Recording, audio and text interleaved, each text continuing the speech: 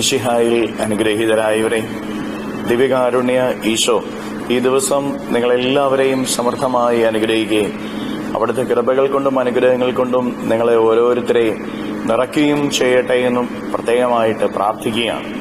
പുതിയ ഒരാഴ്ചയിൽ നമ്മളായിരിക്കുമ്പോൾ ഈ ആഴ്ചയിലെ നിങ്ങളുടെ എല്ലാ കാര്യങ്ങളിലും ഈശോയുടെ സംരക്ഷണവും സഹായവും നിങ്ങൾക്ക് ലഭിക്കട്ടെ.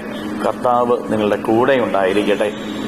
വിശുദ്ധ മത്തായിയുടെ സുവിശേഷത്തിന്റെ 21-ാമത്തെ അധ്യായത്തിന്റെ 33 മുതലുള്ള തിരുവചന ഭാഗങ്ങളിൽ നമ്മൾ ഒരു ഉപമ വായിച്ച് ധ്യാനിക്കുകയാണ്. ഒരു വീട്ടുടമസ്ഥൻ ഒരു മുന്തിരിത്തോട്ടം നട്ടുപിടിപ്പിക്കുകയാണ്.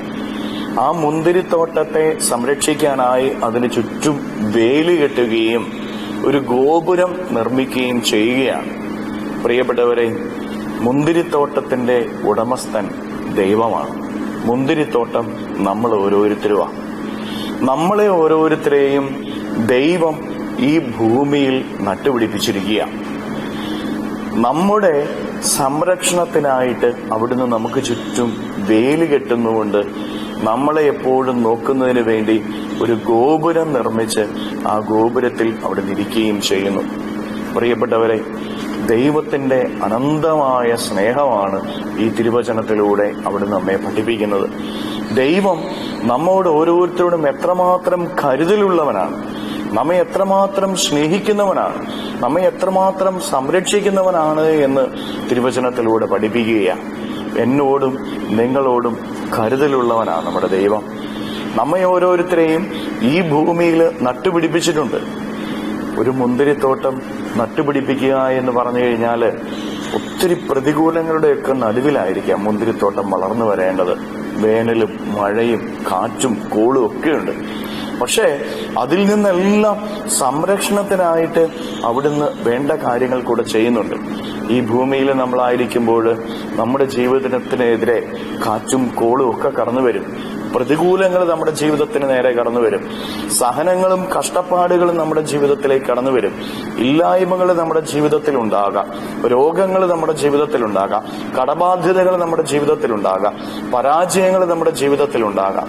എങ്കിലും നമ്മൾ ഓരോരുത്തരും മനസ്സിലാക്കിയിരിക്കേണ്ട ഒരു കാര്യം, നമ്മോട് കരുതലുള്ള നമ്മുടെ ദൈവം ഈ പ്രതികൂലങ്ങളുടെ നടുവില്, സഹനത്തിന്റെ നടുവില്, രോഗത്തിന്റെ നടുവില്, കഷ്ടപ്പാടുകളുടെ നടുവില്, ഇല്ലായ്മകളുടെ നടുവില് നമ്മെ ഓരോരുത്തരെയും സംരക്ഷിക്കുന്നുണ്ട് എന്നുള്ളതാണ്.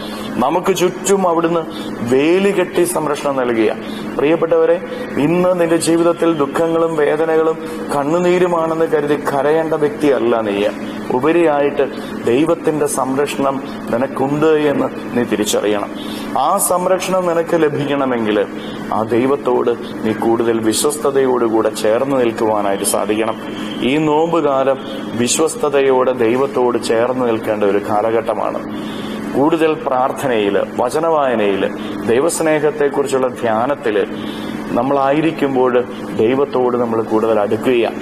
ദൈവത്തോട് കൂടുതൽ അടുത്ത് നിന്ന് കഴിയുമ്പോൾ അവിടുന്ന് നമുക്ക് സംരക്ഷണവും കൃപയും നൽകും. അതുകൊണ്ട് പ്രിയപ്പെട്ടവരെ, ഇന്ന് നിന്റെ ജീവിതത്തിന്റെ സഹനങ്ങളെയും വേദനകളെയും ഓർത്ത് നീ കണ്ണുനീരൊഴുക്കണ്ട. ഉപരിയായിട്ട് നിനക്ക് സംരക്ഷണം നൽകുന്ന ഒരു ദൈവം നിന്റെ കൂടെയുണ്ട് എന്നുള്ള ബോധ്യത്തിൽ ജീവിക്കുവാനായിട്ട് പരിശ്രമിക്കുക. ദൈവം നിന്നെ അനുഗ്രഹിച്ചുകൊള്ളും. കരങ്ങളെ യാചനയോടെ പിടിച്ച് ദൈവസ്നേഹത്തിന്റെ നിറവിലേക്ക് നമ്മളെ ചേർത്ത് വയ്ക്കാം. ഈശോയെ, എനിക്ക് ചുറ്റും എന്റെ കുടുംബത്തിന് ചുറ്റും വേലുകെട്ടി സംരക്ഷണം നൽകണമേ, അങ്ങയുടെ തിരുരക്തത്തിന്റെ വേലുകെട്ടി സംരക്ഷണം നൽകണമേ എന്ന് പ്രാർത്ഥിക്കാം. ഗോപുരത്തിലിരുന്നു കൊണ്ട് എനിക്കെതിരെ വരുന്ന ശത്രുക്കൾക്കെതിരെ അങ്ങ് തന്നെ പോരാടണമേ എന്ന് ഈശോയോട് നമുക്ക് പ്രാർത്ഥിക്കാം. നമ്മുടെ കുടുംബത്തെയും നമ്മുടെ മക്കളെയും എല്ലാം കർത്താവിന്റെ കാര്യങ്ങളെ സമർപ്പിച്ച് തുതിക്കാം. ഹല്ലേലൂയ. ഈശോയെ നന്ദി. Hallelujah, hallelujah, hallelujah, hallelujah, hallelujah. കർത്താവായ ഈശോയെ, ശുശ്രൂഷയിൽ സംബന്ധിക്കുന്ന മക്കളെ ഓരോരുത്തരെയും സമർപ്പിക്കുന്നു. ഇവരെ ഓരോരുത്തരെയും അനുഗ്രഹിക്കുകയും സംരക്ഷിക്കുകയും സഹായിക്കുകയും ചെയ്യണമേ. ഇവരുടെ ജീവിതത്തിലേക്ക്, ജീവിതത്തിന്റെ വഴികളിലേക്ക്, അധ്വാനങ്ങളിലേക്ക് അങ്ങ് ഇറങ്ങിച്ചെല്ലണമേ.